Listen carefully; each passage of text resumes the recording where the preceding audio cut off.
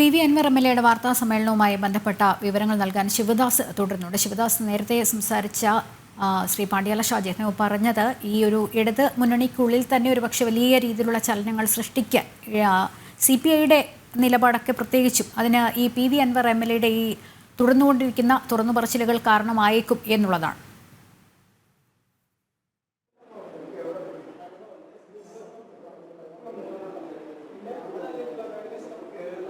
തീർച്ചയായും ലക്ഷ്മി സൂചിപ്പിച്ചതുപോലെ തന്നെ ഇടത് മുന്നണിക്കുള്ളിൽ തന്നെ ഇതുമായി ബന്ധപ്പെട്ട് ഇപ്പോൾ വലിയ വിവാദങ്ങൾ ഉണ്ട്, അല്ലെങ്കിൽ വലിയ ചർച്ചകൾ നടന്നുകൊണ്ടിരിക്കുന്നുണ്ട്.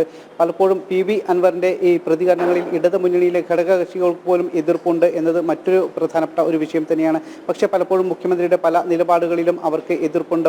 സംസ്ഥാന സർക്കാരിന്റെ CPM ഒരു വലിയേട്ടൻ ചമയുന്നതിൽ പലപ്പോഴും CPIക്ക് അടക്കമുള്ള എതിർപ്പ് നേരത്തെ തന്നെ ഉണ്ടായിരുന്നതാണ്. പക്ഷേ ഒരു ഘടകകക്ഷികൾ എന്ന നിലയിൽ അവർക്ക് അത് തുറന്നു പറയാൻ കഴിഞ്ഞിരുന്നില്ല.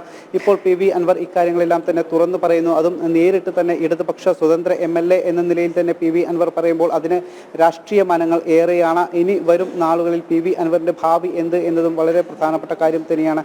കാരണം പി.വി. അൻവർ ഇത് വളരെ കൃത്യമായി തന്നെ പറയുന്നുണ്ട്. താൻ ഈ പാർട്ടിയോടൊപ്പം തന്നെ നിൽക്കുകയാണ്. ഇപ്പോൾ രാജിവെക്കില്ല, MLA സ്ഥാനം രാജിവെക്കേണ്ട ഒരു കാര്യമില്ല. കാരണം അത് ജനങ്ങൾ തന്നതാണ്. പാർലമെന്ററി സമിതി യോഗത്തിൽ അതിലെ അംഗത്വം താൻ രാജിവെക്കില്ല എന്നെല്ലാം പി.വി. അൻവർ പറയുന്നുണ്ട്. പക്ഷേ CPM അദ്ദേഹത്തെ ഈ തുറന്ന് പറച്ചിലുകൾക്ക് ശേഷം അദ്ദേഹത്തെ എത്രത്തോളം സംരക്ഷിക്കും എന്നത് വളരെ പ്രധാനപ്പെട്ട കാര്യം തന്നെയാണ്. കാരണം ഇപ്പോൾ തൊട്ട് മുൻപ് പോലും പ്രതികരിച്ച വിജയരാഘവൻ അടക്കം ഇദ്ദേഹത്തിന്റെ വാക്കുകൾ തള്ളിപ്പറയുകയാണ് ഉണ്ടായത്.